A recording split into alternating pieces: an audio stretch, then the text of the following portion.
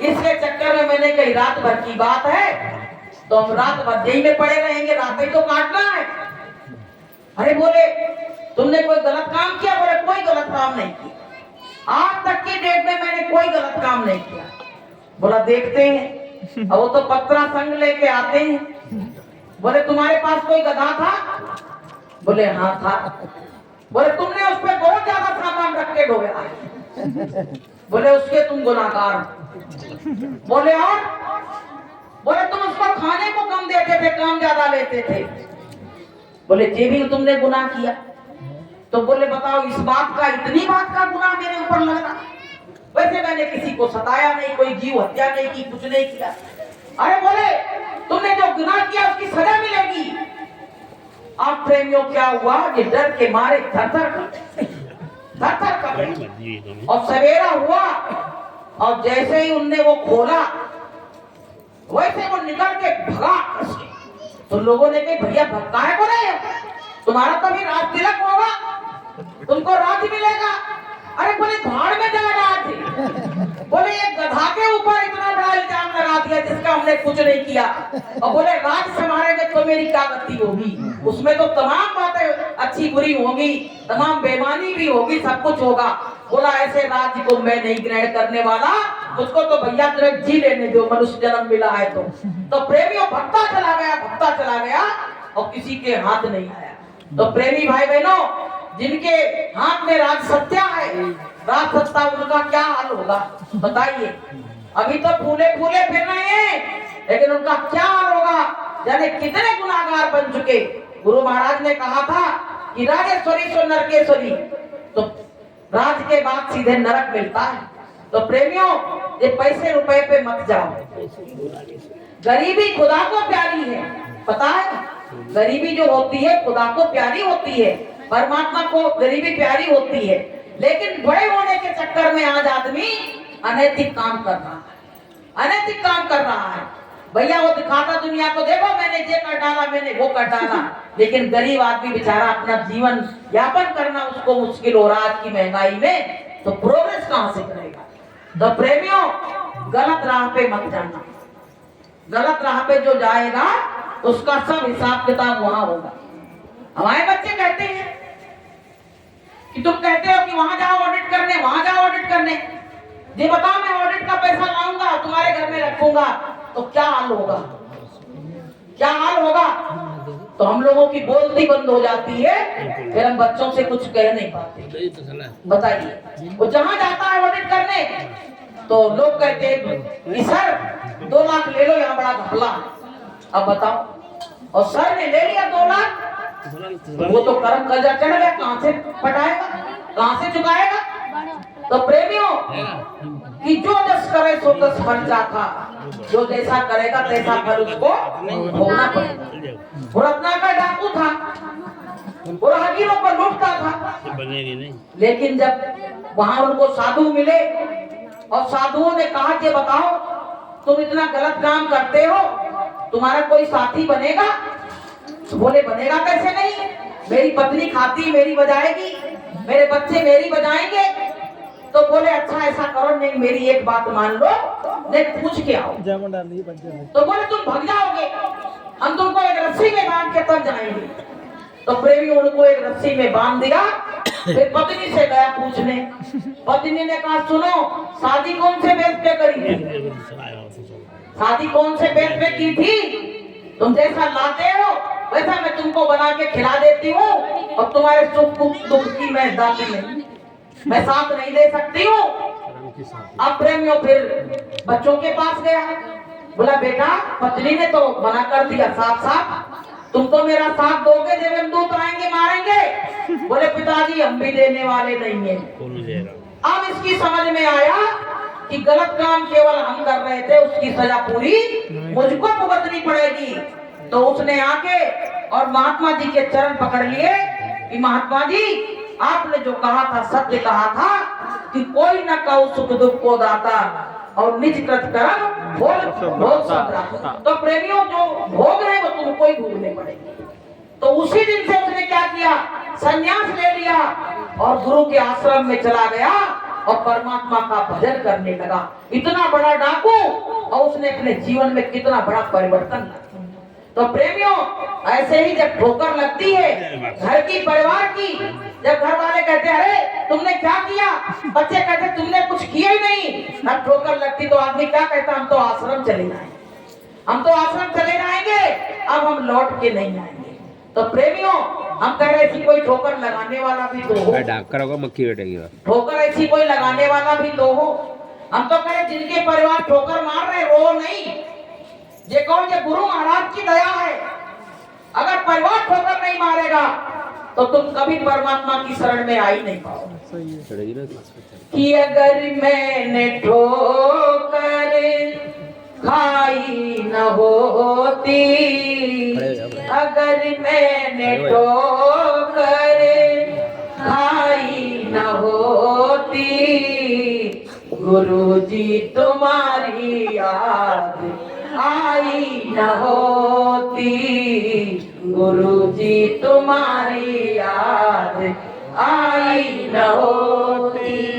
जितने यहाँ बैठे हैं सब ठोकर खाए बैठे, कह दे कोई कि बिना ठोकर के हम आ गए, बिना ठोकर के कोई नहीं आया, सब ठोकर खा के यहाँ बैठे।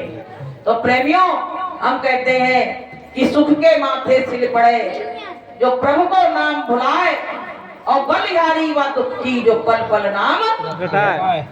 जब दुख पड़ता तो कहते हे गुरु महाराज, गुरु महाराज, गुरु महाराज, जय रटते कि नहीं रटते। और जब सुख आ जाता तो गुरु को भूल जाते, कहते बाद में देखेंगे, माला कर लेंगे। बताओ। तो प्रेमियों, हमको प्रभु को कभी बुलाना नहीं चाहिए। परमात्मा क्या कहता है, हम तो तुम्हारे केवल भाव के भूखे। बड़े बड़े पैसा वालों को भगवान क्यों नहीं मिला, क्योंकि उनके अंदर भाव नहीं था, इसलिए भगवान नहीं मिला। लेकिन प्रेमियों, गरीब को भगवान कैसे मिल गया, कैसे मिल गया, सेवरी जैसे को भगवान क्यों मिल गया।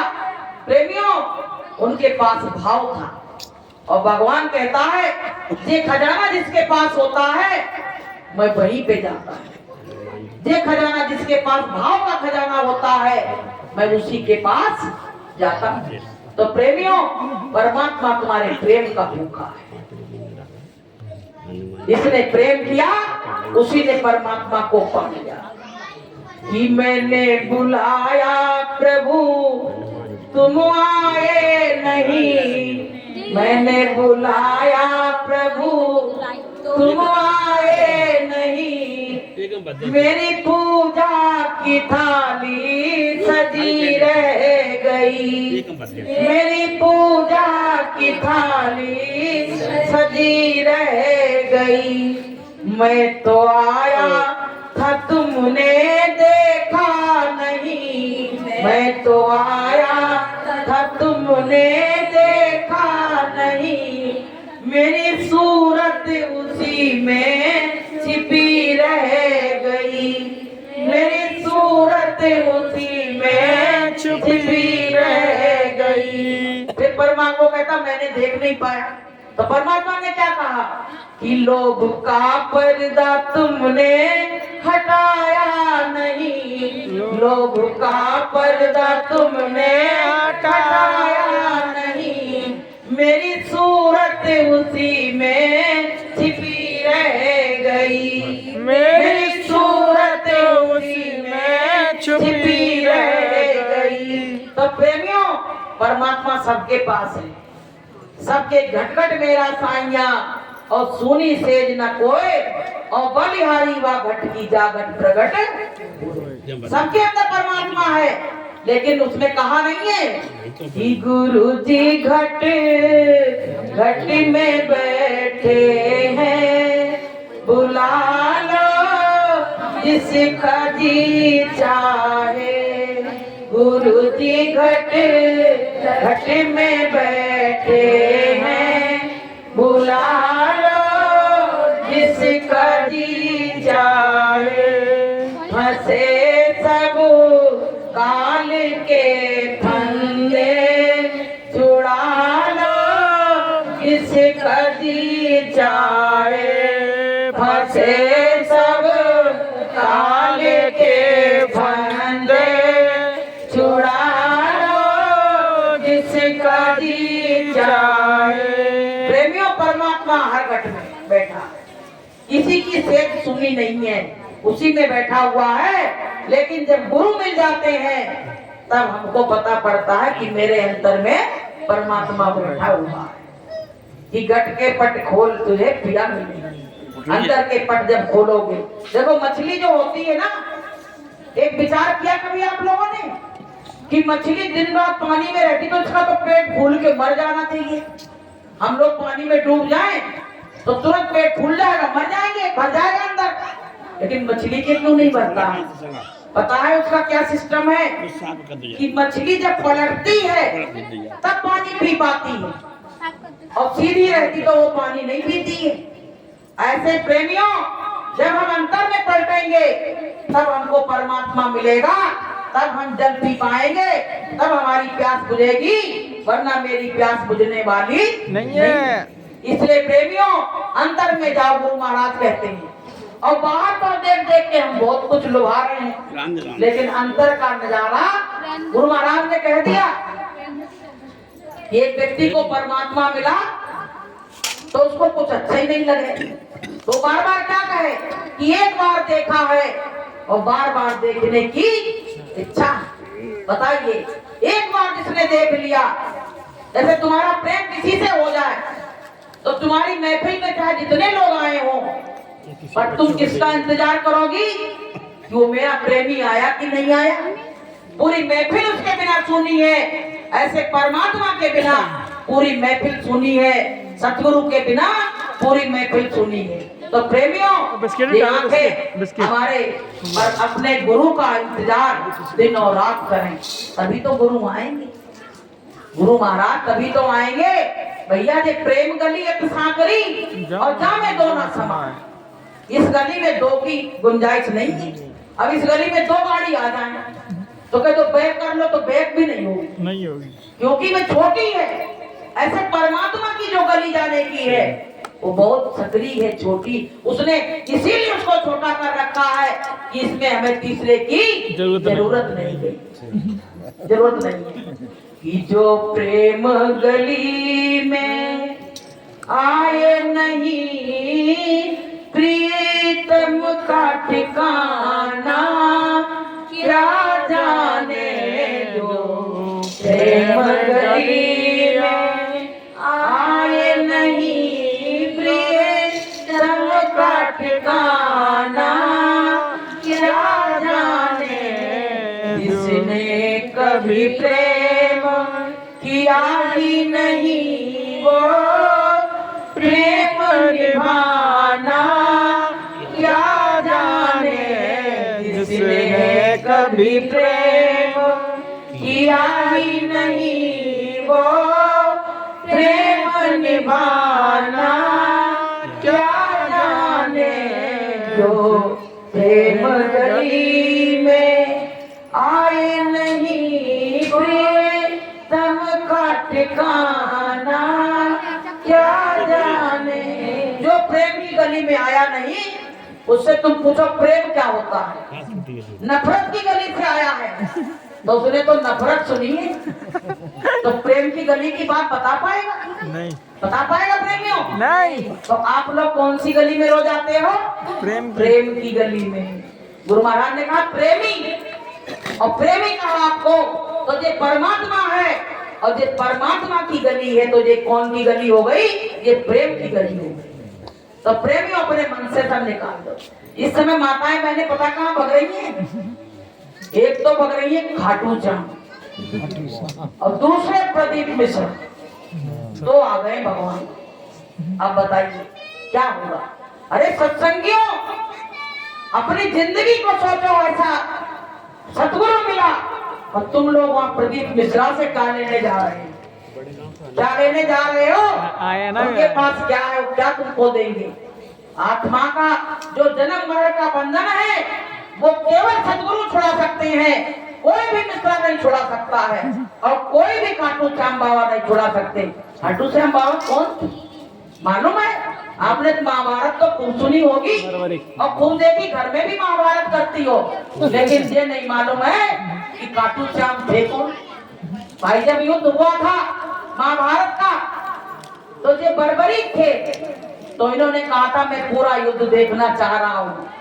तो इनकी गर्दन यहाँ से कट गई थी, लेकिन भगवान की दया, उन्होंने कहा तुम उस पे बैठ के ऊंचे से, सबसे ऊंचे पे बैठ के उन्होंने पूरा युद्ध देखा।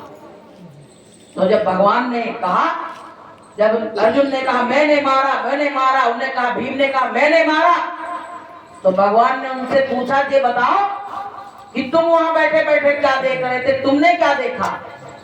तो बर्बरीक ने कहा कि चक्र सुदर्शन चल रहा था और गर्दनें कटती जा रही थी, मैंने तो ये नजारा देखा, मुझको तो ना अर्जुन दिखे, ना भीम दिखे, ना नकुल दिखे, ना सहदेव दिखे, मुझको तो कोई नहीं दिखा।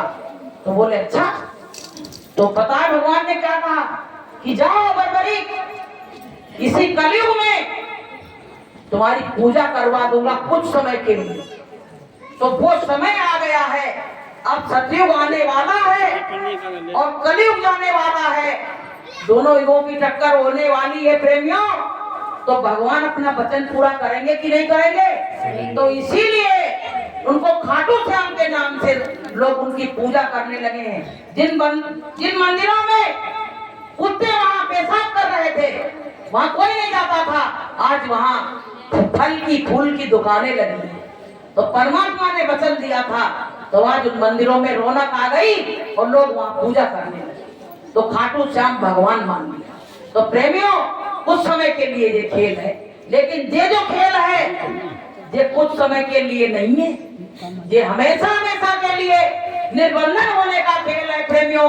अपनी आत्मा जो अनंत युगों से भटक रही थी, वो परमात्मा पिया से मिलन के लिए जा रही थी कि आई मिलन की घड़ी, सुरता सोई पड़ी, आई मिलन की घड़ी, सुरता सोई पड़ी। मिलन की घड़ी, ये मनुष्य जीवन जो मिला है परमात्मा से मिलन की घड़ी। अच्छा एक बात बताओ, किसी की शादी हो और लड़की कहे कि हम सब सोते रहेंगे और सोते सोते मेरे फेरे डाल देना, संभव है? नहीं। संभव है क्या? नहीं। रात भर जगती है और व्रत रखती है, तब उसको यहाँ का पिया मिलता है, बताइए। और वो प्रीतम के लिए तो तुमको बहुत मेहनत करनी पड़ेगी, तब वो प्रीतम मिलेगा। यहाँ का पिया के लिए रात भर लड़की ओंग ओंग के गिर पड़ती, फिर भी बैठना पड़ता है। बताइए कि यहाँ का संसार का पति मिल रहा है और जो वहाँ का पति मिलना है, तो उसके लिए भी तो मेहनत करनी पड़ेगी कि नहीं पड़ेगी? उसके लिए साधना करनी पड़ेगी कि नहीं पड़ेगी? तो प्रेमियों क्यों कहते हैं भजन में मेहनत है? तुम कहाँ जा रहे हो? अपने प्रीतम से मिलने के लिए। तो प्रेमियों, उस प्रीतम से मिलने के लिए मेहनत कर लो। एक बार मेहनत कर ली, फिर से पिया तो एक बार लड़ाई हो जाए तो छोड़ भी देगा, और वो पिया तुमको कभी छोड़ने वाला नहीं है। बोलिए प्रेम से। तो प्रेमियों, उस पिया के मिलन के लिए हम लोग उसकी तैयारी कर रहे हैं। बहनों, ये बात सही है कि गलत? सही है। यहाँ के लिए इतनी मेहनत कर रहे हो, पता नहीं कैसा पिया मिले, पता नहीं दरुआ पिया मिल गया तो क्या होगा, फिर कितने दिन रिश्ता चलेगा? ये बताओ पहले। अंडा मांस शराब वाला मिल गया कि रोज मांस ला रहा, बनाओ पकाओ, ऐसा पिया मिल गया, कितने दिन रिश्ता चलेगा? लेकिन ये पिया जो है ये ऐसा नहीं है, वो तो कहता है कि मैं एक बार मिल जाऊं तो अपनी प्रीतमा को कभी छोड़ने वाला नहीं हूँ।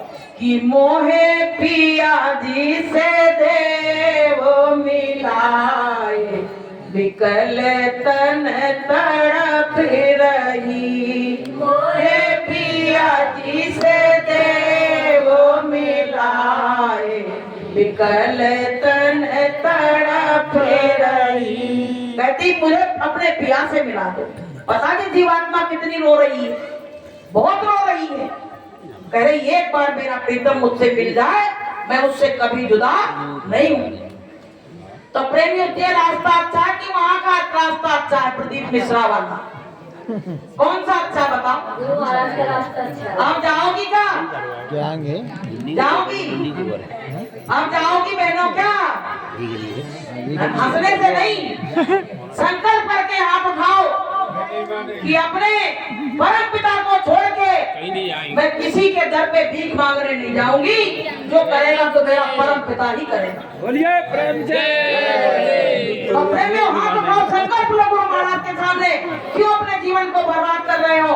अपनी सांसों की पूंजी को जो परमात्मा के लिए लगानी चाहिए वहां दूसरे में लगा रहे, 2-2, 3-3 दिन वहां डरे रहते हो, साधन भजन सब खत्म हो जाता है। तो प्रेमियों, अपने विचारों को बदलो, अपने भाव को बदलो, नहीं तो सत्संग में आना बंद कर दो। आपको हम सत्य बात बताते, बिल्कुल बंद कर दो, वो अच्छा है। क्योंकि एक बयान में 2 तलवारें कभी नहीं रहती, कभी नहीं रहती है। अब जीना है और मरना है तो जय गुरुदेव नाम से ही है। अब हमको कोई और बीच में लाने की जरूरत नहीं। हमने सुना बहुत से जाने लगे, लेकिन नहीं, तुम लौट के यही तुमको आना पड़ेगा। लालच में जाते हैं। ये वो दर है जहाँ तकदीरें बदल जाती हैं। ये वहाँ ये दर है जहाँ हाथ की रेखाएं, कहते हैं कि संतों में वो पावर है, वो शक्ति है जो भगवान के बनाए हुए भाग्य रेखा को भी संत मिटा सकते हैं। बताइए, सही बात है। कहते हैं जब वो वेद पुराण लिखे गए, जो स्याही बच गई, तो बोले अब इसको क्या किया जाए? तो बोले संतों को दे दो, संत क्या करेंगे? बोले संत क्या करेंगे? जो उनके दरवाजे पे आएगा और उसकी भाग्य की रेखाएं जो उनकी किस्मत में नहीं लिखा होगा, संत उसको भी लिख देंगे। बोलिए प्रेम से।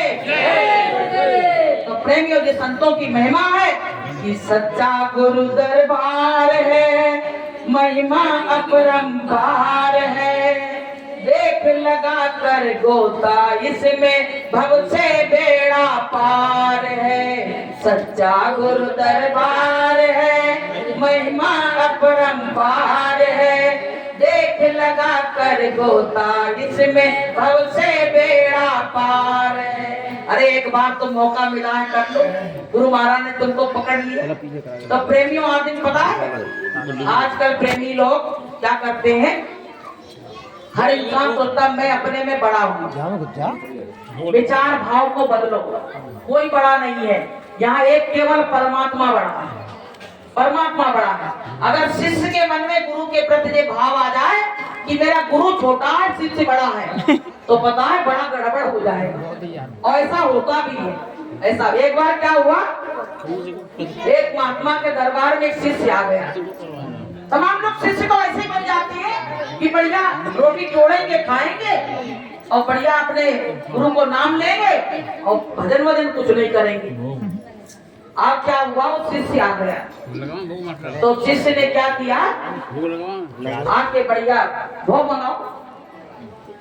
फिर क्या हुआ प्रेमियों, गुरु महाराज ने क्या कहा, गुरु ने अपने शिष्य से कि बेटा ने पानी बरस रहा है, कितने बजे पानी बरस रहा है, तो बेटा ऐसा करो कि बाहर देख के आओ, ने पानी बरस रहा है क्या?